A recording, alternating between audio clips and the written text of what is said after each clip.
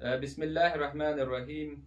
ګرانو کتونکو، نن ورځ تاسو ته د باغدارۍ په اړه باندې یوه بله مهمه ویډیو تاسو سره شریکوو چې په دغه ویډیو کې به زموږ دغه معلومات چې دي دا د یو باغ د جوړولو په اړه دي. یعنې که چیرې یو سړی په یو قطعه ځمکه کې باغ جوړوي، د دغه باغ دپاره به د پلان څه وي، دغه باغ به د څنګه جوړوي، کوم فعالیتونه به په دې باغ کې کیږي، او د دې نه علاوه په دغه باغ باندې څومره مصرف راځي. موږ په دغه کوم مثال هم چې وړاندې کړی دی، په دې کې د 1 هکتار باغ دپاره محاسبه شوې ده، لکه د 15 جریبو دپاره. که چیرې یو سړی 15 جریبه باغ جوړوي نو په هغې څومره مصارف راځي، کوم فعالیتونه باید پکې ترسره شي، او بل دا چې دغه باغ په آینده کې به څومره عواید درته ورکوي. یعنې د اوسه نه دغه محاسبه کیږي تر څو په آینده کې چې کله دغه ستاسو باغ ثمر ته رسیږي، نو تاسو د اوسه نه باید پوه اوسئ چې دغه باغ چې زما ثمر ته رسیږي او په عاید باندې شروع کوي یا په حاصل باندې شروع کوي، نو په هغه وخت کې به زما ګټه څومره وي چې زه دا باغ نن جوړوم او دومره زه پرې مصرف کوم، نو د دې ګټه به څومره وي. راځو په دغه اکسل شیټ کې دا معلومات موږ دلته لیکلي دي. ځینې معلومات چې دي په انګلیسي باندې دي، خو دا یو څه ما کوشش وکړو چې ترجمه کړم، او دغه ځینې ارقام او د یونټونه دا شیان په انګلیسي باندې، خو زه تشریح کوم انشاءالله چې دومره مشکله نه ده. دلته که چیرې تاسو ګورئ لیکل شوي دي چې د 1 هکتار باغ د روزلو یا د هغې د جوړولو او د روزلو مصارف. یعنې 1 هکتار باغ که چیرې دا په 3 په شپږو کې کېنول شي، یعنې د بوټو ترمنځ فاصله 3 متره ده او د قطارونو ترمنځ فاصله چې ده 6 متره ده. نو که چیرې په دغه فاصله کې موږ او تاسې 1 هکتار باغ کېنوو، نو په هغې باندې کوم مصارف دي او یا کوم کارونه دي چې هغه پرې کېږي او په هغې څومره مصرف راځي.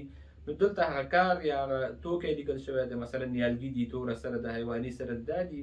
دلته چې دی مقدار دی او دلته هغه مقدار یونټ دی چې مثلا 555 چې د نیالګي دي، یو نیالګي قیمت څومره ده او ټوټل مصرف په نیالګیو څومره راځي. نو دا محاسبه چې ده د 7 کالو دپاره شوې ده. دغه نقطې ته تاسو توجه راوړم چې دلته موږ یو کال لیکلی دی چې 0 کال، بیا ورپسې 1 کال دی، 2 کال، 3 تر 7 کالو پورې. 0 کال چې دی دا د همدغه د نیالشانۍ موسم دی.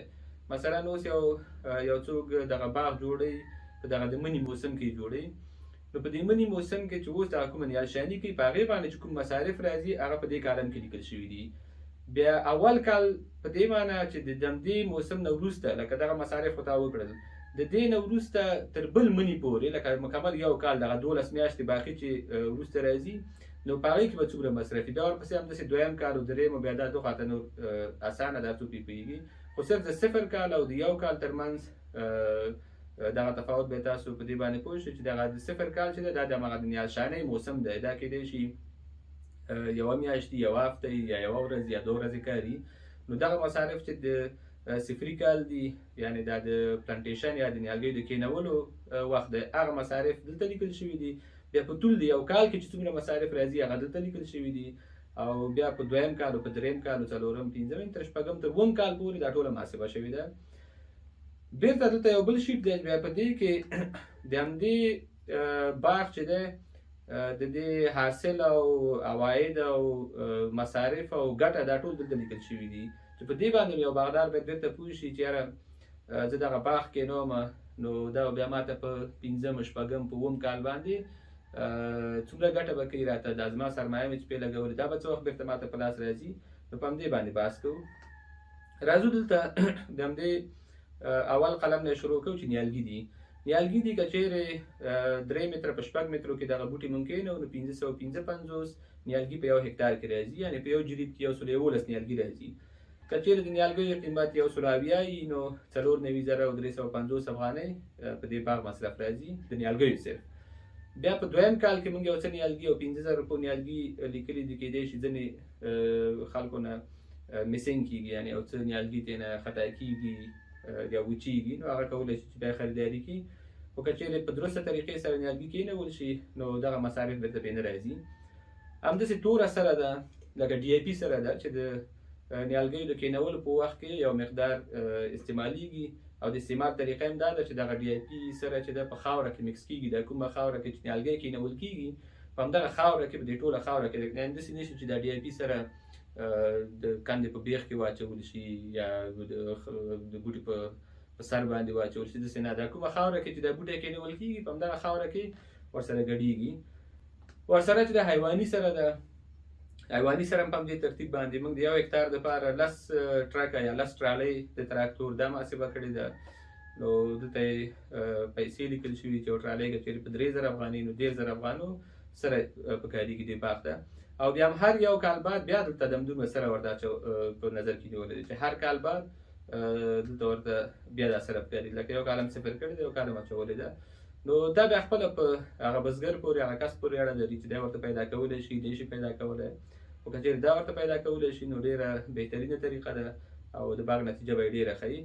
او یو شي ته متوجه اوسئ، دلته دا کوم قیمتونه چې لیکل شوي دي دا بیا نورو نیالګیو ته یا نورو باغونو ته تاسو محاسبه کولی شئ چې دغه قیمتونو کې خپله تاسو لاس ووهئ.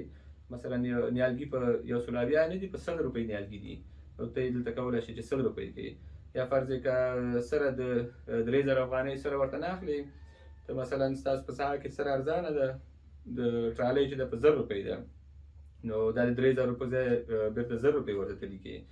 نو همداسې په ټولو دغه کې تاسو کولی شئ چې بېرته تغییر راوړئ. خو اوس چې کوم ارقام ما لیکلي دي یا کوم قیمتونه مې لیکلي دي دا د همدې وخت همدومره قیمتونه دي، نو دا په دې ټیبل کې رسول شوي دي. دلته که چېرې ورپسې راشو د ځمکې برابرول دي، یعنې که چېرې یو سړی باغ جوړي نو د هغې دپاره باید ځمکه برابره کړي، مکمل دا ځمکه چې ده باید ژوره قطبه شي تر څو کوم هارډ پین هغه سخته طبقه چې د ځمکې لاندې هغه باید ماته شي، هغه د منځه ویوړل شي. که چېرې پټی ډېر ناواري او څه اواري پکې وشي نو دې دپاره موږ تقریبا 10000 افغانۍ د 1 هکتار دپاره په نظر کې نیولي دي. دا که چېرې د چا ځمکه بیا ډېره خرابه وي ډېر کار وغواړي نو دا پیسې جګېږي، او که د چا ځمکه تیار هوار وي برابر وي نو دا قیمت بیا راټیټېږي. بیا ورپسې د باغ نقشه ده، 1 هکتار باغ دپاره چې یو څوک ته راغواړي هغه تا دپاره نقشه وکړي ډیزاین وکړي نو شاوخوا 15000 افغانۍ موږ د دې دپاره نیولي، یعنې په جریب باندې 1000 افغانۍ. او د کندو ویستل دي، کندو ویستل هم په همدې ترتیب باندې چې کله ته باغ دپاره کندې وباسې نو د کندو ویستل چې دی په هر رقم ځمکه کې د دې قیمت فرق کوي. که چېرې ځمکه کلکه وي نو مصرف پرې زیات راځي. موږ هغه د کلکې ځمکې محاسبه کړې ده، یعنې د دې نه هم کلکې ځمکې شته، داسې ځمکو سره مخ کېږو چې هغه کنده په 20 افغانۍ هم څوک نه وباسي. موږ 15 افغانۍ په نظر کې نیولې، خو داسې ځایونه برابرېږي چې په 15 افغانۍ باندې هلته یو بوټي دپاره کنده ویستل کېږي. او بل که چېرې تاسو مخکې ځمکه ښه هواره کړې وي ښه ژوره قلبه هم کړي نو بیا په دغه وخت کې په تاسو باندې د کندې ویستلو پیسې ډېرې کمې راځي، ځکه بیا په هماغه اندازه به تاسو کنده وباسئ لکه څومره چې ستا د نیالګي دا چم دی یا څومره چې د دې ریښې دي، نو بیا هغه 0.5 متر یا 80 سانتي په 80 سانتي کې دومره غټې کندې ته بیا ضرورت نه وي. همدغه اندازه کنده بیا کفایت کوي ورته چې صرف دا د بوټي کومې ریښې چې ورسره دي یا کوم چم چې ورسره دي دا پکې ځای شي، بس همدا بیا کفایت کوي، ځکه نوره ځمکه تا مخکې نه نرمه کړي. او که چېرې کلکه ځمکه وي چې نوره ځمکه تاسې نه یې نرمه کړې بیا مجبور یې چې کنده لږه غټه ورته وباسئ، ژوره یې وباسئ، او بیا بېرته دا کنده چې ده د خاورو نه بېرته ډکه کړئ، یعنې بوټه به تاسو ژور نه ښخوئ، بوټه باید بېرته په هغه اندازه باندې ښخ شي لکه څومره چې دا په نرسري کې ښخو. اما پیوندي ساحه یې جګه پاتې شي، پیوندي ساحې نه علاوه خپله دغه چم چې دی دا باید یا د ریښو کومه ساحه چې شروع کېږي دا کراون دا باید چې دی ډېر په ځمکه کې ښخ نه شي، دا باید د ځمکې د سطحې سره هوار د همدې نه څومره چې په نرسري کې کېنول شوی په هماغه اندازه باندې دا باید په دې کنده کې ښخ شي. په دې پسې مهم شی دا ده چې کله تاسو د کندو ویستلو پسې د نیالګیو کېنول دي نو کوشش وکړئ چې نیالګي د فني کاریګرو په ذریعه باندې کېنوئ، او یا داسې وکړئ چې که چېرې فني کاریګر نه وي نو یو کس را پیدا کړئ چې هغه د ستاسو کاریګرو ته یو ورځ ټریننګ ورکړي، دوی پوه کړی شي چې نیالګی څنګه کېنول کېږي، په کوم ترتیب کېنول شي او کوم کارونه د نیالګي سره وشي. مثلا کله چې نیالګی کېنول کېږي کنده مو ویستله نو دا کنده کې چې کومې خاورې بېرته اچولي دا باید ښه ټپک شي، یعنې په پښو په دې باندې وخېږي چې دا خاوره تخته شي. هغې نه وروسته نیالګی کېنول شي. نیالګی چې کله کېنول کېږي نیالګی باید سیده کېنول شي. که چېرې نیالګي د پیوند ساحې نه کږه وده هم کړي نو ته به دا چم بیا ورته کږی تر څو دا خپله تنه یې سیده راولئ، یوه دا مسله. او بله چې کله د دې شاوخوا ته خاوره اچول کېږي دا باید بېرته ښه تخته شي، دا کس پرې وګرځي په پښو باندې دا خاوره به مکمله ښه تخته کوي. دې ځکه یو بلې مسئلې ته ستاسو توجه راوړم، هغه دا چې ځینې خلک چې د بوټو دپاره کندې وباسي په هغې کې اوبه اچوي، نو هېڅکله هم تاسو په کنده کې اوبه مه اچوئ. پټی باید وتړئ، تاسو پکې کندې وباسئ او نیالګی پکې کېنوئ. نو دفعتاً د نیالګي کېنولو نه وروسته به مستقیما دې نیالګي ته اوبه ورکوئ. یعنې داسې ونه شي، ځینې خلک داسې کوي چې 10 جریبه یا 15 جریبه باغ شروع کړي کېنول، نو اول دا ټول نیالګي کېنوي، بیا وروسته په دې باندې راګرځي لکه یو ورځ بعد ورته اوبه ورکوي، چې دا غلطه طریقه ده. یو نیالګی چې کېنول کېږي دې ته باید اوبه ورکړی شي تر څو هغه بل نیالګي ته چې کارګر رسېږي دویم نیالګی کېنوي، نو دغه اول نیالګي ته باید اوبه ورکړی شي. نو همداسې په ترتیب باندې یو ټیم باید وي دلته، د ډېرو کسانو ټیم وي چې 2-3 کسه چې دي د نیالګي کېنولو کې مصروفېږي، یو څه کسان چې د نیالګیو په انتقال کې مصروفېږي، چېرې کندې ته نیالګی رسي، ځینې کسان به کندې وباسي او ځینې کسان به د اوبو د بوټي دپاره د اول ځل د اوبو خور دپاره به ځایونه جوړوي او دې دپاره به اوبه ورکوي. نو تاسو سره دا کسان باید موجود وي او دغه ټول کار چې دی په همدغه ترتیب باندې باید مخکې لاړ شي. خو دا بیا درته وایم چې هر نیالګی کېنول کېږي دې ته باید دفعتاً اوبه ورکړی شي، که نه که چېرې تاسو ورته اوبه ورنه کوئ نو د بوټو د ضایعاتو چانس هم لوړېږي، یعنې زیات بوټي کېدای شي تاسو د لاسه ورکوئ. بیا په دې پسې لکه دغه کالم کې موږ لیکلي چې د بوټو کېنول او اول ځل ابیاري، لکه دا هم یو ځای لیکلي دي چې هر بوټي ته موږ لیکلي چې په 13 افغانۍ باندې هم بوټی کېنول کېږي او هم دې ته اول ځل اوبه رسول کېږي. دا اوبه نو که د ټانکر در سره د ټانکر په ذریعه ورته رسوئ، که چېرې ویاله کې واټر پمپ ورته ږدئ د هغې ځینې د پایپ په ذریعه رسوئ، یا فرض که په پټي کې داسې ورته مختلفو ځایونو کې ډنډونه جوړوئ، دغه ډنډونه د سطلونو په ذریعه باندې یا په کراچۍ کې د بوشکو په ذریعه باندې چلوئ، چې هر طریقه یې دغه هر بوټي ته باید اوبه ورسېږي. او په همدغه اوله ورځ باندې کوشش وکړئ چې د بوټي ته 2 ځلې اوبه ورکوئ. یو چې کله د بوټی کېنولو دغه وخت کې اوبه ورکوئ ورته، او دویم ځل چې کله تقریبا داسې یو څو ساعته پرې واوړي 4-5 ساعته وروسته بیا دې بوټي ته باید اوبه ورکوئ. او که کوم درزونه شوي په دې خاوره کې هغه درزونه باید ټول پټ شي، نوره خاوره واچول شي، هغه بېرته ټپک شي او بیا ورته دویم ځل اوبه ورکړی شي. کله چې دا کار وکړو، بوټی کېنول شو، اول ځل اوبه مو ورکړې، دې نه وروسته تاسو کولی شئ چې اوس دې دپاره د دې د اوبو سیستم جوړ کړئ. لکه دا اوس ډېره مهمه مسله ده چې ستاسې که څه هم په دې باندې بیا زه وروسته یو بله ویډیو هم جوړوم، خو اوس په دغه ځای کې مهمه ده ځکه دغه ویډیو چې زه جوړوم هدف دا ده چې تاسو د دې باغ جوړولو په پلان باندې پوه شئ، چې کوم کوم کارونه ستا مخې ته دي هغه ټولو کارونو باندې باید تاسو پوه شئ، او ورسره چې دی په مصارفو په عوایدو باندې غږېږو، لکه دا 3 شیان چې دي یو ځای روان کړي دي. خو غټه خبره همدا ده چې تاسو په پلان باندې پوه شئ. نو په پلان کې همدا شیان ټول شامل دي، یا کوم فعالیتونه چې تاسو ورسره مخ کېږئ په باغ کې. نو کله چې تاسو د بوټي کېنول اوبه مو ورکړئ ورته، اوس نو دلته ته وخت لرئ، لکه تقریبا یو څو ورځې ته وخت لرئ چې اوس ښه په ارامه باندې دې دپاره د اوبو سیستم جوړ کړئ. کوشش وکړئ اکثره باغونه چې زموږ نه خرابېږي یا نیالګي چې زموږ نه خرابېږي هغه د اوبو د وجې نه، د اوبو د سیستمونو د وجې نه، یعنې د اوبو د کمبود د وجې نه نه، اکثره ځایونو کې زموږ باغ چې خرابېږي هغه د اوبو د زیاتوالي د وجې نه خرابېږي. ځکه زموږ خلک چون دلته ځمکې کمې دي، خلک کوشش کوي چې په باغ کې د باغ نه علاوه یا د میوو د نیالګیو نه علاوه دوی یو څه نور حاصلات هم ترېنه واخلي. څوک پکې غنم کري، جوار کري، سبزیجات پکې کري، شفتله کري، رشقه کري، دغه شیان کري. نو تاسو کوشش وکړئ چې ستاسې د بوټي یا د باغ د بوټو او کوم انټرکراپ یا په منځ کې چې کوم نبات کرئ د دې د دواړو د اوبو سیستمونه باید جلا وي. یعنې چې ستا بوټي کله اوبه کېږي د بوټي ته ستا اوبه ورسېږي، چې کله ستا رشقه یا شفتله یا غنم اوبه کېږي نو هغې ته تاسو باید اوبه ورکوئ. یوه طریقه چې تر اوسه پورې کامیابه طریقه ده هغه دا ده چې کله تاسې بوټي کېنول دغه قطار معلوم کړو، نو د بوټي نه 50 سانتي یا 75 سانتي په فاصله کې یو خواته او همدغسې 50 یا 75 سانتي بل خواته رجې ورته اچوئ او د رجې سره تاسې پشتې جوړوئ. په همدې پشتو باندې تاسې د خپل د انټرکراپ او د دغه پټي چې د وړوکی پټی تقریبا داسې په اوږدوالي 1 متر یا 1.5 متر پلنوالي باندې اوږد پټی راځي، تاسو به دغه پټی صرف د بوټو دپاره اوبه کوئ، او کوم طرف ته چې هغه ځای کې چې تاسو انټرکراپ کوئ یا د قطارونو ترمنځ کومه فاصله چې ده نو په هغې کې چې تاسو هر څه کوئ، که دا پیاز وي، که غنم وي، که جوار وي، که رشقه وي، که هر څه چې تاسو یې کوئ پکې، نو د هغې د اوبو سیستم باید جدا وي. نو په دې سره بیا ښه والی دا ده چې ستا د بوټي سره دا کوم بوټی چې ته بل کرې، مثلا ته د مالټې بوټي سره پیاز کرې، نو دغه پیاز چې دی ستا د بوټي سره رقابت نشي کولی، ځکه د دې ریښې چې چېرته موجودې دي هغې ته ځان ته اوبه ورکوې، ځان ته سره ورکوې، او پیازو ته ځان ته سره او ځان ته اوبه ورکوې، که دا پیاز وي که غنم وي کار کوي. نو اول خو دا ده چې انټرکراپ نه باید خلک منع شي، لکه منځ کې انټرکراپ ونه کوي، خو که چېرې کوي بله چاره یې نه وي یا نه درېږي حتمني انټرکراپ کوي، نو هغوی باید دغه رول مراعات کړي. او ورپسې دلته یو څه عکسونه زه تاسو ته ښیم، که څه ما مخکې وویل چې په دې باندې بیا یو جدا ویډیو جوړوم. دغه عکسونه داسې وګورئ، خپله به پوه شئ که چېرې تاسې د باغ ته د اوبو سیستم منظم جوړ نه کوئ، صحیح سیستم ورته جوړ نه کوئ، نو ستاسو باغ درنه خرابېدی شي. دلته یو څه عکسونه دي، دا که چېرې تاسو وګورئ دغه یو باغ دی، دا په قندهار کې و. نو په دې کې چې تاسو دا بوټي وګورئ اکثره وچ شوي دي، دا د غلط آبیارۍ د وجې نه.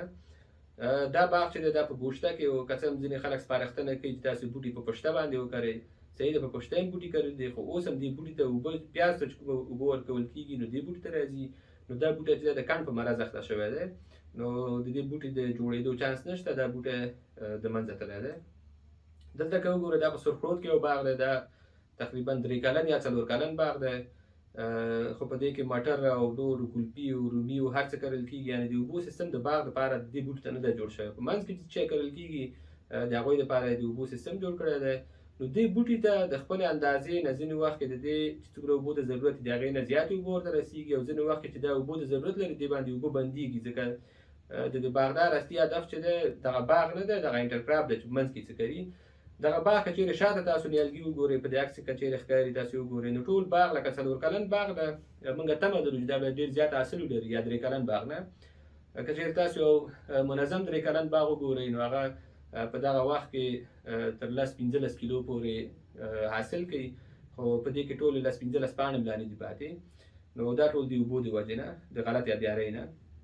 که چېرې دا باغ تاسو وګورئ، دا تقریبا 1 کلن باغ دی، نو دغه بوټي که چېرې تاسو وګورئ، او دغه بوټی کېدای شي 1.5 او لږ قد ولري. د بوټي د رنګ ته وګورئ، ولې چې دلته رشقه پکې کرل شوې ده، اوبه چې دی اصل دهقان د خپل رشقې ته ورکوي، لکه د باغ دپاره کوم منظم سیستم نشته، نو رشقه اوبه کوي، بوټي که ډنډ درېږي، که ریښې خوسا کېږي، او که بوټی د منځه ځي، نو دلته بزګر پرې نه پوهېږي. دلته که چېرې تاسو وګورئ غنم کرل شوي دي، خو همدغه غنم که چېرې دا په صحیح طریقې سره کرل شوي وی، هم به غنم ښه راغلی وی، هم به بوټي صحیح وی، خو په دغه حالت کې که چېرې تاسو وګورئ، نو بوټي چې دي ډېر متضرره کړي دي، ولې چې دلته غنم کرل شوي دي. دلته که چېرې تاسو وګورئ ټینډۍ دي او که کدوان دي، دا ورسره کرل شوي دي، خو باغ یې مکمل خراب کړی دی. د باغ د بوټو رنګ ته که چېرې وګورئ تک زیړ دي، او دوی چې دي ښه تر و تازه دي. دلته یو بلې مسئلې ته ستاسو پام راوړم چې هغه دا د 1 کلنو یا د یو فصله کوم نباتات چې دي، مثلا غنم، جوار، ټینډۍ او دا شیان، د دوی د خوراک یعنې د جذب توان چې دی، دا د میوهدارو بوټو نه یا د غټو د 2 کلنو بوټو نه د دوی د جذب توان زیات دی، یعنې دوی قوي دي په خوراک کې. په لنډه یا په ساده اصطلاح درته وایم چې کله تاسې دغه بوټي ته لکه د لیمو یا د مالټې دې بوټي ته تاسو سره ورکوئ، او د دې په خوا کې تاسې غنم کرلي، جوار هم کرلي، دغسې ټینډۍ هم کرلي، نو دغه بوټی دغه لیمو یا مالټه ترې نه هېڅ غذایي مواد نشي ترلاسه کولی. ټوله غذایي مواد چې ده دوی به کش کوي، ځکه چې دغه واړه یا یو فصله نباتات چې دي دوی چټکه وده کوي، تیزه وده کوي، نو د همدغه تیزې ودې لپاره دوی ډېر زیات خوراک کوي. نو په خپله لکه بوټي دپاره بېرته همدغه ټینډۍ چې دي د عرضه واښه دي. موږ او تاسو ته خو ټینډۍ ده، خو خپله د بوټي دپاره دا یو رقابتي بوټی دی، د دې سره په جنګ کې دی. د دې بوټي غذایي مواد چې دی ټینډۍ او غنم او جوار دوی په مصرف رسېږي، یعنې ستا هغه بوټي ته کومه سره نه رسېږي. ځینې وخت چې د دهقانانو نه موږ پوښتنه وکړو چې دغه د بوټو رنګ هم خراب دی، تاسو به دې ته سره نه یې ورکړي، نو هغوی وایي چې نه موږ سره ورکړې ده. دا د سرې وجه نه ده، ځکه هغه د سره مقدار درته ښیي چې ما دومره سره ورکړې ده. حال دا چې دوی صحیح ده سره ورکړې ده، خو سره ټوله چې ده هغه کوم عناصر چې دي، هغه چې یا کومه غذا چې ده هغه د ټینډیو ترېنه خوړلې ده، یا جوارو خوړلې ده، یا غنمو خوړلې ده. خو دهقان فکر کوي چې نه دغه بوټي غټ بوټي دي، نو دوی به ډېر خوراک کوي. حال دا چې دا واړه بوټي چې دی د غټو نه د دوی د خوراک د جذب توان چې دی یا طاقت چې دی دا زیات دی. دلته که چېرې وګورئ دا هم د لیموانو یو باغ دی، دغسې ویالې ورته جوړې شوي دي، ویاله کې هم غنم کرلي دي او که وربشي دي، په منځ کې هم ورته کرلي دي، غټې غټې لوټې هم پکې دي. مطلب دا دغه غیر منظم دی، نو په باغ کې داسې خاص څه نه دي پاتې، اکثره بوټي وچ شوي دي، د منځه تللي. دغه بوټي ته که چېرې تاسو وګورئ دا هم دغسې د ویالې په سیستم باندې، ولې چې دلته ډېر فوکس چې دی په غنمو باندې دی، نو دا په دې رقم کېنول شوي دي. د بوټي وده که چېرې وګورئ ډېره ګډه وډه غیر منظمه، او دغه بوټی چې دی دا چې دی اوس به وچي او هلته به نه وي موجود. همداسې دغه بوټي ته که چېرې تاسو وګورئ د غنمو په منځ کې کرل شوي دي. دې بوټي ته که چېرې وګورئ دا د مټرو په یو باغ کې اصل کرل شوي وو، که ورته وایم چې د مټرو باغ و. ځکه که چېرې تاسو دې عکس کې وګورئ دا دې باغ ته موږ لاړو، دا د لیموګانو یو باغ دی، خو که چېرې تاسو دې عکس ته وګورئ د لیمو یو بوټی هم پکې نه ښکاري، ځکه دې دپاره د مټرو ته یې لښتې درولې وې او بیا د همدې لښتو باندې دا د مټرو بوټي ختلي وو، او خپله د باغ بوټي چې دي دا پکې لاندې کړي وو، پکې ورک وو. څه په خوارۍ هم پکې یو بوټی پیدا کړو، دلته که چېرې تاسو وګورئ ډېر وړوکی او کمزوری بوټی پکې ولاړ دی. همداسې که چېرې تاسو وګورئ دغه د غنمو په منځ کې کله چې بوټی دغه حالت ته راورسېدو چې څانګې وچې شوي دي، پاڼې یې زیړې دي، پاڼې یې کمې دي، او په دغه ځینو کې ګاڼې څانګې لري، نو دغه بوټی چې دی تقریبا ختم دی. دې باندې بیا نوره خواري نه ده پکار، دا بوټی باید وویستل شي. خو ټول علت یې څه دی چې دې دپاره منظمه اوبه نه ده ورکړل شوې، اوبه پرې زیاته او کمه ده، او همدارنګه په څنګ کې ورسره نور نباتات کرل شوي لکه غنم و جوار، هر فصل کې چې هر څه ورسره کرل دي، اوس خو غنم دي پکې. دلته که چېرې تاسو وګورئ دغه بوټی هم د غنمو په منځ کې پټ دی. دلته یو بل څه ته ستاسو پام راوړم، ګورئ که چېرې کوم بوټي په بل فصل کې کرل کېږي نو دوی تر کوم اندازې پورې چې هغه فصل ورته راجګېږي نو دوی هلته څانګې نه راوباسي. حال دا چې موږ د خپلو بوټو نه په ټیټو څانګو باندې میوه غواړو، یعنې په ټیټو څانګو زموږ بوټي په اولو کلونو کې زیاته میوه کوي، نو موږ باید کوشش وکړو چې دغه ځای کې موږ ته ښې او درستې څانګې په لاس راشي. خو چې کله تاسو انټرکراپ کوئ یا په منځ کې غنم و جوار او داسې نور نباتات کوئ، نو په هغه صورت کې په دغه ځایونو کې د دې څانګې نه راشنې کېږي. دلته دا یو ښه مثال دی. ګورئ دغه بوټی دی، دا د مالټې یا د لیمو بوټی دی، مطلب دا په غلط سیستم باندې دلته کرل شوی دی. د دې هغې اړخ ته غنم دي، خو دې اړخ ته یې اوس څه نشته، لکه دا ساحه یې پاکه کړې. که چېرې د عکس ته تاسو وګورئ دې بوټي چې دی کوم اړخ ته چې د دې ساحه شته نو هلته یې څانګې راویستي، نوې څانګې یې کړي دي، خو د غنمو طرف ته یې څانګې نه دي کړي. همداسې که چېرې د دې بوټي اوس ټولو شاوخوا ته غنم وی، لکه د دې په منځ کې چې کوم بوټي دي هغه صرف همدغه وده کوي، دغه جانبي څانګې نه کوي، ټیټې جانبي څانګې نه کوي. حال دا چې زموږ د دې بوټو نه ټیټې جانبي څانګې پکار دي، همدغه جانبي څانګې دغه ټیټې څانګې چې دي دوی حاصل کوي، دوی میوه نیسي.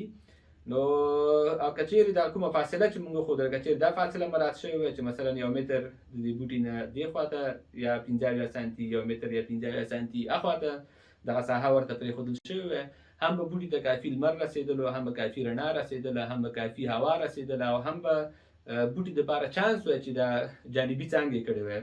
اوس دغه بوټي دپاره یو طرف ته چې چانس شته څانګې کړي دي، او بل طرف ته چې هلته غنم ولاړ دي، نو هغې خواته دغه بوټی څانګې نه وباسي. همداسې ډېر خلک وایي چې رشقه چې دی نایتروجن نسبي او باغ دپاره ګټه کوي.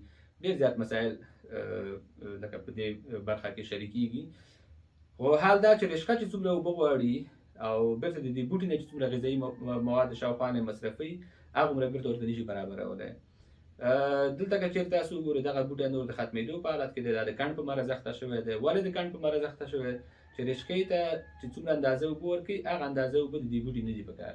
نو دلته دغه بوټی لکه په زبردستۍ او په زور باندې دې ته د خپلې اندازې نه زیاتې اوبه رسېږي.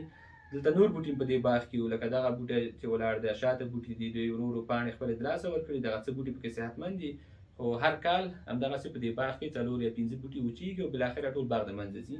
ولې؟ چې دې ته اوبه چې د غیر منظمه ده، او همدارنګه انټرکراپ چې پکې کرل کېږي هغه په غیر فني شکل ورسره کرل کېږي. ښه راځو درستې طریقې ته.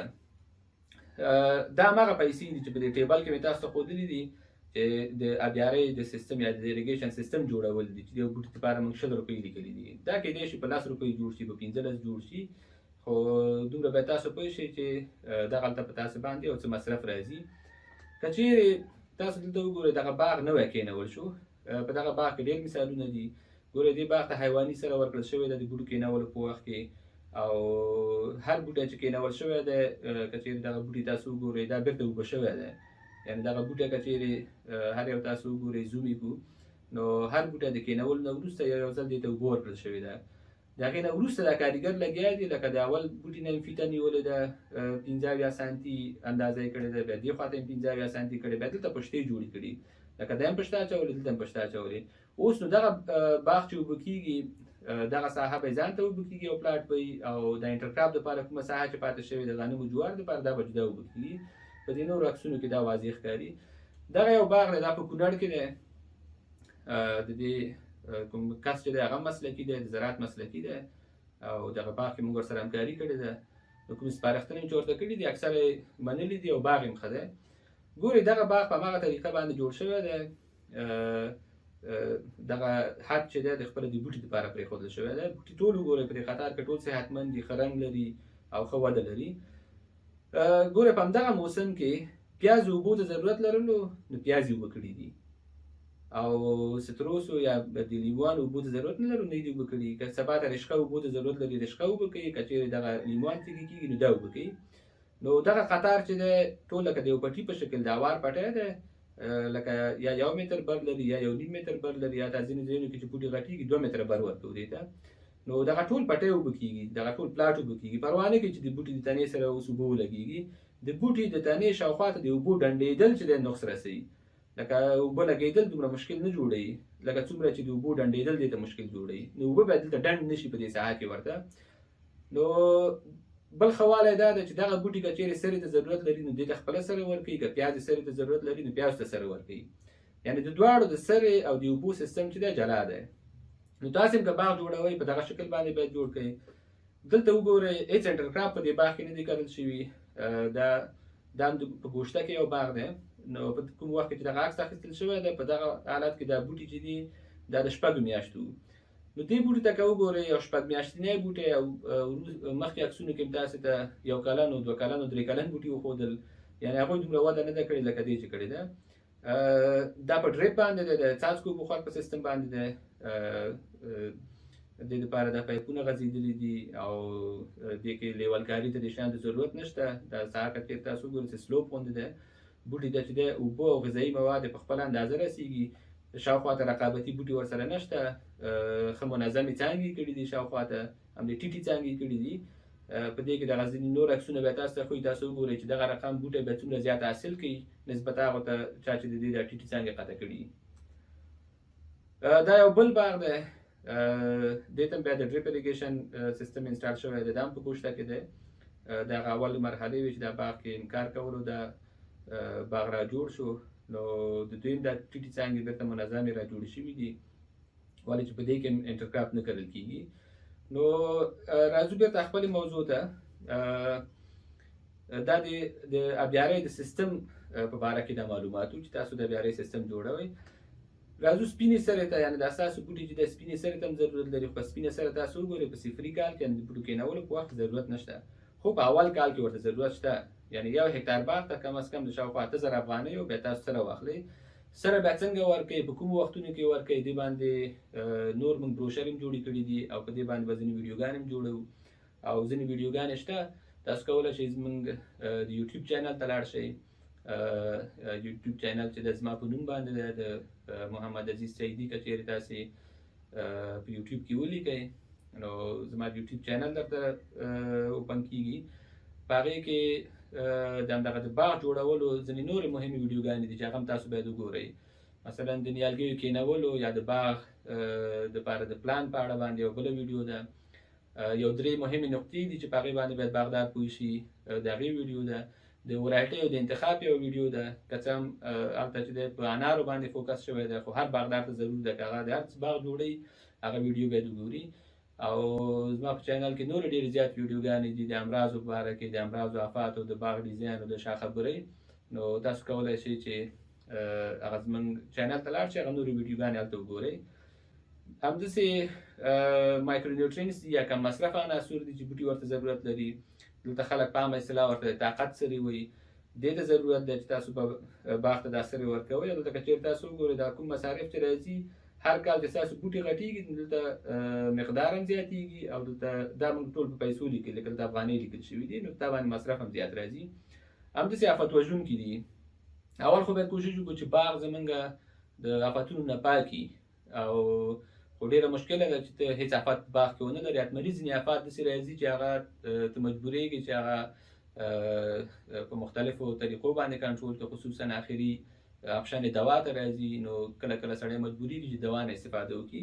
نو دوا چې ورته اخلئ په تاسو مصرف راځي، نو دا مصرف هم دلته لیکل شوی دی.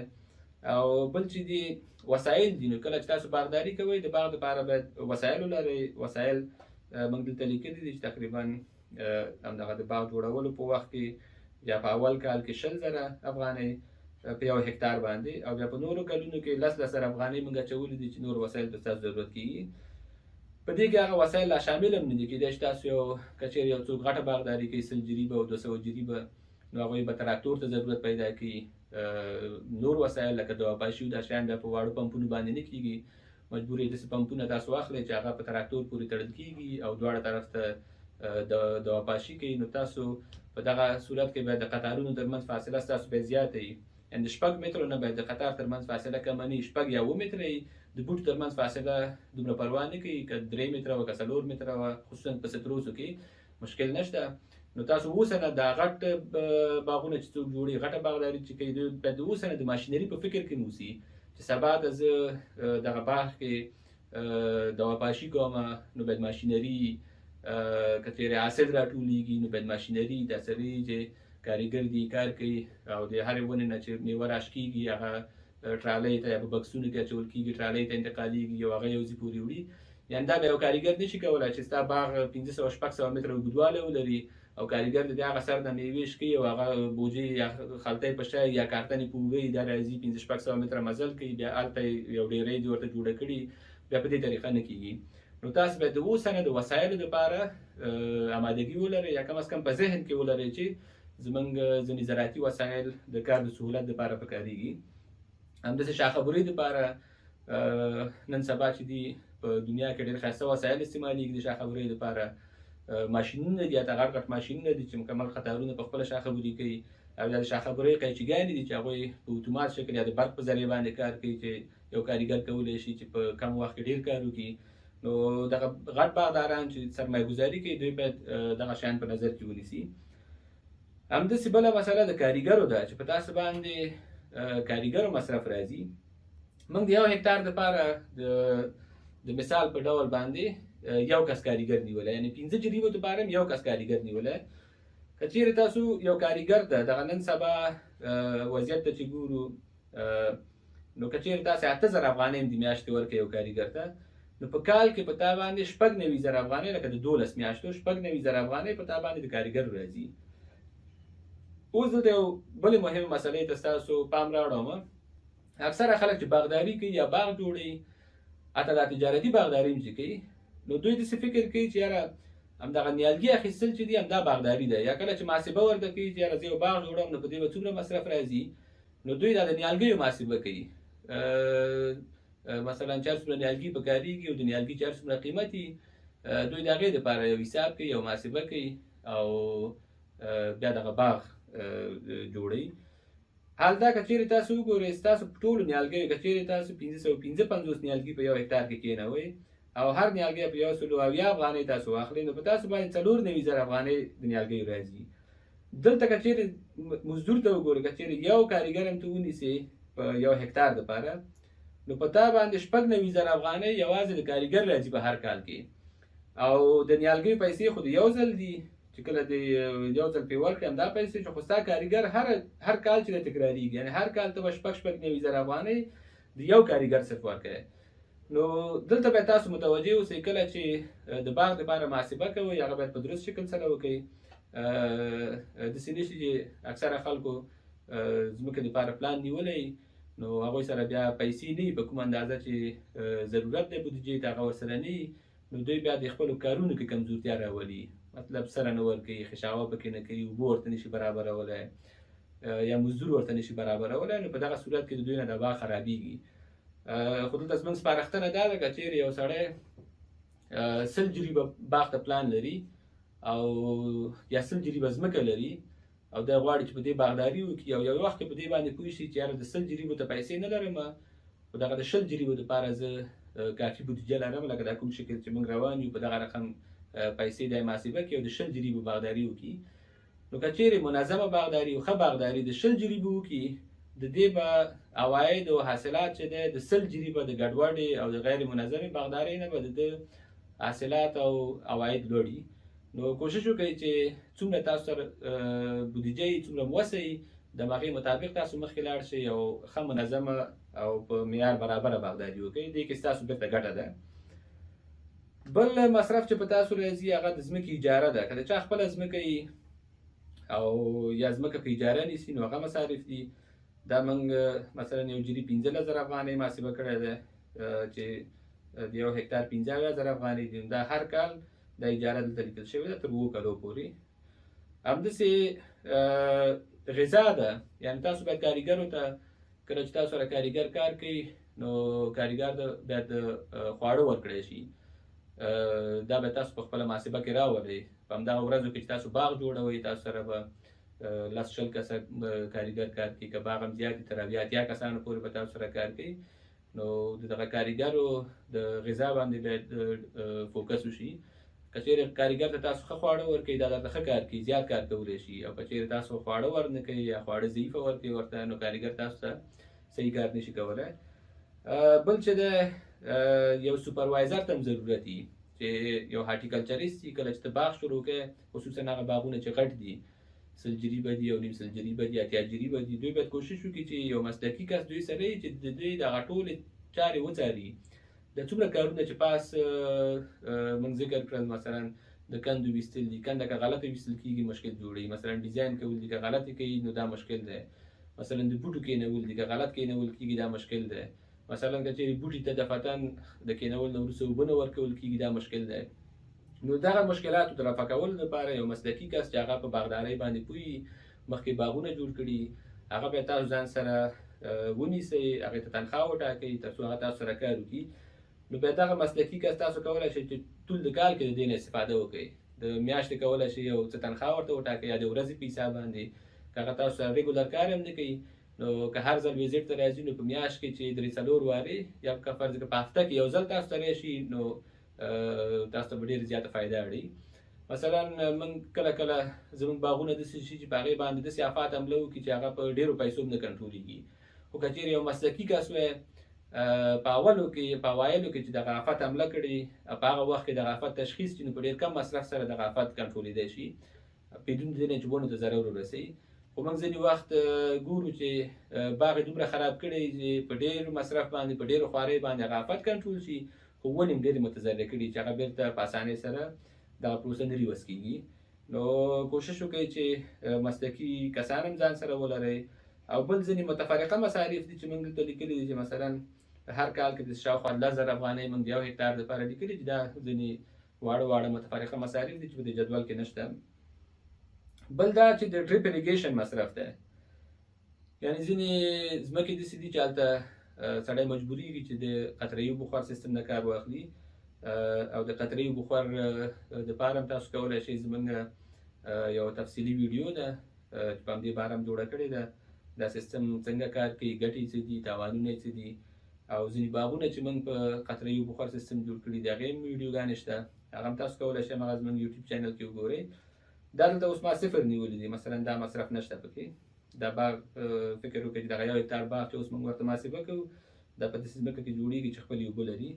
بله کټاره ده یا فنس ده چې تاسو باید د باغ شاوخوا ته احاطه یا کټاره ولرئ.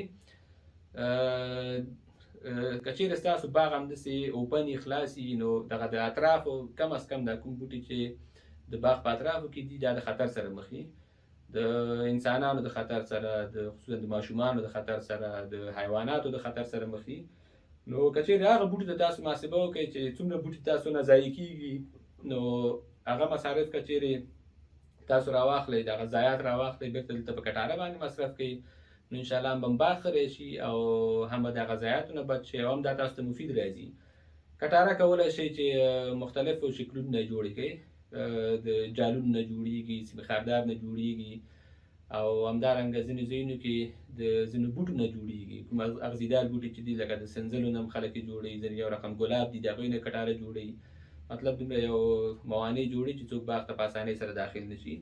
نو هغه بیا د هر چا وسه او څه رقم چې هغې ځای کې کوم مټیریل یا کوم وسایل ارزانه وي د هغې نه جوړ کړي. بل چې دی ځینې ځایونه داسې دي چې هغې دپاره به ته د اوبو منبع چې دی په هغې به ته مصرف کوې. مثلا ته څا ورته وباسې یا د سیند نه اوبه جګوې نو هلته پمپ ته ضرورت وي. نو دا مصارف ما صفر نیولي دي. بیا کولی شي که څوک دا رقم ځای کې ځمکه ولري نو هغه کولی شي چې دلته دا پیسې په دې جدول کې واچوي او دغه جدول چې د هر چا هر وخت پکار و، چون ویډیو ده، په ویډیو کې صرف تاسو ته د تصویر په شکل شریکېږي. نو خپله دا د اکسل فایل که د چا پکار و نو زما واتساپ شمیره باندې کولی شي تماس ونیسي.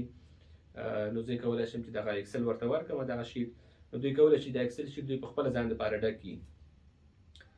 بل چې دی په باغ کې ځینې ساختمانونو ته ضرورت کېږي، لکه یو اتاق دوه اتاقو ته ضرورت کېږي، خصوصا غټ باغونه چې یا تشنابونو ته پکې ضرورت کېږي چې کاریګر هلته د هغې نه استفاده وکړي. همدارنګه ځینې وخت کې د سوري دپاره چې ورته یو سوری ولرئ نو کولی شي هغه پیسې هم تاسو دلته واچوئ.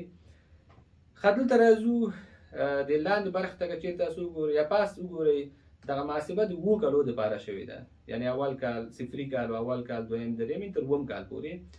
که چیرې یو سړی یو ښه منظم او درست باغ جوړوي او په ښه شکل یې جوړوي، په ښه کیفیت یې جوړوي، نو 1 هکتار باغ باندې شاوخوا 2,40,000 افغانۍ مصرف راځي، یعنې 2.5 لک افغانۍ په 1 هکتار باغ په جوړولو راځي. بیا په اول کال باندې دا صرف د باغ جوړولو شو، بیا په اول کال باندې په یو کال په طول کې 2,91,000 افغانۍ، همداسې دویم کال چې دی 3,20,000، همداسې 3,68,000، 3,60,000، 3,90,000، یعنې آخري ستا مصرف چې دی تر 4 لکو افغانۍ پورې په 1 هکتار باندې په تا باندې مصرف راځي چې ته صحیح باغداري وکړي، صحیح هغه معیاري شکل باندې باغداري وکړي. دا مصارف شو. اوس راځو عوایدو ته، ګټې ته تاسو وګورئ. ښه دلته که چیرې تاسو وګورئ چې اوس دغه باغ چې دی مجموعي څومره مصارف پرې راځي او بیرته څومره عواید کوي او څومره ګټه کوي، دغه ټول دلته لیکل شوي. پورته که چیرې تاسو وګورئ دا هماغه صفري کال دی، 1 کال، 2 او 3 او 4 او 5 او 6 دا کلونه دي. مثلا موږ ویل که چیرې دا باغ په 2022 کال کې جوړیږي نو بیا 23 کال او 24 او 25 تر 28 کال پورې دا محاسبه شوې ده.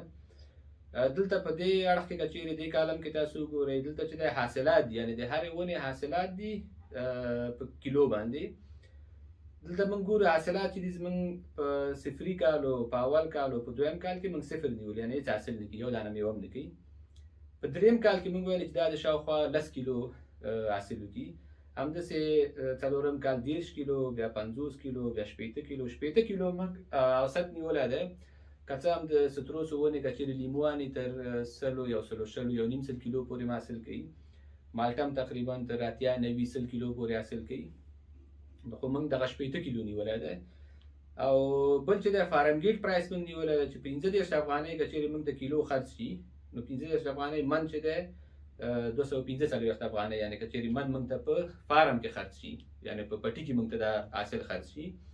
که چیرې تاسو یو ښه منظم باغ ولرئ، یوه ورایټي، یو جنسي، نو زه په اطمینان سره درته وایم چې د دې نه د دې قیمت لوړ راځي. اوس دغه ګډ وډې مالټې چې دي دا په دغه کوم ریټ باندې چې خرڅېږي ما هغه ریټ دلته رسولی دی. بل که چیرې ستا په باغ کې 555 ونې نو دلته دا د پلانټس پر هکتار دی، لکه په 1 هکتار کې د ونو شمیر دی. او بیا چې دی عاید دی، ریونیو پر هکتار دی، یعنې عاید چې ګورو په صفري کال کې 0 دی، په اول کال کې 0 دی، په دویم کال کې 0 دی، په دریم کال که چیرې ته وګورې که چیرې هره ونه زموږ 10 کیلو وکړي او 15 افغانۍ باندې 1 کیلو خرڅ شي نو 555 ونې چې دي دا 1,94,000 افغانۍ عاید لري. مصارفو ته که چیرې وګورئ دا کاست دی، دا مصرف دی، دا د مغیز نه راخیستل شوی دی. په صفري کال کې چې زموږ څومره په اول کال او دویم او دریم او څلورم دا چې د دې شیټ نه راخیستل شوي د هغې سره لینک دي. نو صفري کال کې که چیرې تاسو وګورئ 2,40,000 او همداسې مخکې پسې ځي آخري کال چې دی 3,96,000 نو دا مصارف چې دي د هغې زره اخیستل شوي دي. هماغه 2,44,000 چې وګورئ 3,96,000 دا مطلب زموږ د هر کال مصارف دي چې دا روان دي او دلته چې دي دا عواید دي. که چیرې وګورو په همدغه کال په دریم کال باندې چې دا موږ ته 1,94,000 افغانۍ کوي نو په دې کال باندې زموږ مصرف چې دی 3,68,000 افغانۍ دی. یعنې دریم کال مصرف که چیرې تاسو وګورئ نو 3,68,000 افغانۍ دا د دریم کال مصرف دی. د year 3 دی دریم کال او دا مصرف دی خو دا ټول هلته رسول شوي دي هلته لاندې درته ښیم. نو دومره زموږ مصرف دی. دغه عواید چې د مصرف نه منفي کړو نو موږ دغه سره خط کې قوس کې چې راغلي دا ټول مطلب منفي ارقام دي. یعنی اوس هم چې دی په دغه باغ باندې په دریم کال باندې ستا مصارف خو زیات دي لکه 3,68,000 افغانۍ ستا مصرف دی او تا ته یې عاید کړی دی 1,94,000 نو 1,93,000 افغانۍ د اوس هم د جب نه په دې باغ باندې مصرف کړي. حال دا چې 1,94,000 روپۍ د میوه هم خرڅه کړې ده دې کې د کارګر ته پیسې ورکړي دي سره د دوا د دا شیان دي. څلورم کال ته که چیرې تاسې وګورئ په څلورم کال کې که چیرې دا 30 کیلو حاصل وکړي نو دلته دا تا ته 15,02,000 افغانۍ کوي او ستا مصرف څو دی 3,66,000 افغانۍ. نو په دغه کال ستا ګټه چې ده لکه انکم چې دی دا بیرته ګټه ده نو ستا انکم چې دی په دغه کال باندې 2,14,000 افغانۍ تا ته یې وګټلې. یعنې ستا مصرف 3,66,000 دی او دلته ستا عواید چې دی 15,02,000 دي نو 2,14,000 روپۍ دې باغ تا ته وګټلې. حال دا چې ته اوس هم د باغ د ټول مجموعي مصرف نه اوس هم ته منفي روانې. دا چې د کیومولیټیو انکم د نیټ انکم دا ستا هغه مجموعي ټول مصارف دي. یعنې اوس هم تا دپاره د باغ چې هغه خپله ټوله سرمایه په لاس نه ده درکړې. دا کوم انکم دی دا کیومولیټیو دا که چیرې فرض کړه ته په د 1 هکتار باغ باندې ټول مصرف چې کوې دلته ښکاري تقریبا تر 10,00,000 افغانۍ پورې ستا مصرف راځي ټول چې د 4-5 کالو کې لکه دا چې حاصل ته راځي. نو دا هغه ګټه ده چې کله ستا دغه باغ تا چې څومره پیسې پرې لګولې دي دغه باغ چې کله تا ته دا ټولې پیسې ستا په اکاونټ کې واچوي یعنې ستا د مصارفو نه علاوه ستا مزدورانو ته تنخواهوار څه ورکړي دي ټول د څو کالو حساب کړي دي دا مجموعي مصارف دی دا ټول د ټولو کالو راټول شوي دي. نو کله چې دغه باغ تا ته هغه مصارف را پوره کړي یعنې ستا دغه ګراف چې دی د بریک ایون پوینټ چې دی ستا هغې ته مصارف عواید سره مساوي شي د هغې نه وروسته کومه پیسه چې راځي هغه نو بیخي خالصه ګټه ده لکه نیټ انکم دی. نو دغه نیټ انکم تا چې دی دا په شپږم کال تا ته په لاس درځي. مثلا تا په دې باغ باندې په 1 هکتار باغ باندې مصرف کړی دی 10,00,000 افغانۍ. نو دغه 10,00,000 افغانۍ چې بیرته ستا اکاونټ ته راغلې د هغې نه وروسته چې کومه ګټه کېږي هغه دغه ګټه ده چې په دې لاندې دغه کې لیکل شوي دي په حساب رو کې. نو په شپږم کال باندې ستا دا باغ چې دی ستا ټولې پیسې هم بیرته درکولی شي او تا ته 15,01,000 افغانۍ ګټه هم کولی شي. نو دلته ستا د باغ اعظمي عواید چې دی او حاصل چې دی موږ که چېرې 80 کیلو حاصل نیولی دی نو ستا باغ چې دی دا به همدا 5 جریبه دا به تا ته په هر کال کې د 11,15,000 یعنې شاوخوا 11,00,000 یا 11,00,000 افغانۍ به دا تا ته په حساب دغه کې لکه عواید به وي او 3,96,000 که چېرې ته پرې مصرف وکړې هغه رقم مصرف چې هر څه په نظر کې ونیسې نو تا ته به هر کال همدغه باغ چې دی 9,00,000 دلته راغلي خو شاوخوا 9,00,000 افغانۍ به د دې باغ نه ته خالصه ګټه ترلاسه کوې. نو دغه معلوماتو د باغ د پلان په اړه د هغې د مصارفو او د عوایدو په اړه باندې خو تاسو کوشش وکړئ چې زموږ دغه نورې ویډیوګانې وګورئ او همدارنګه موږ په یوټیوب چینل کې کوشش کوو چې نورې ویډیوګانې هم جوړې کړي مثلا د سرې ورکولو په اړه باندې د IPM یا د امراضو د افاتو د کنټرول په اړه د شاخبري او نور مسایل. نو کوشش وکړئ چې زموږ چینل هم درسره تعقیب کړئ او که د چا ضرورت کېږي چې مستقیما تماس نیسي نو زموږ د واتساپ شمېره د تلیفون شمېره ده کولی شئ تاسې تماس ونیسئ. مننه.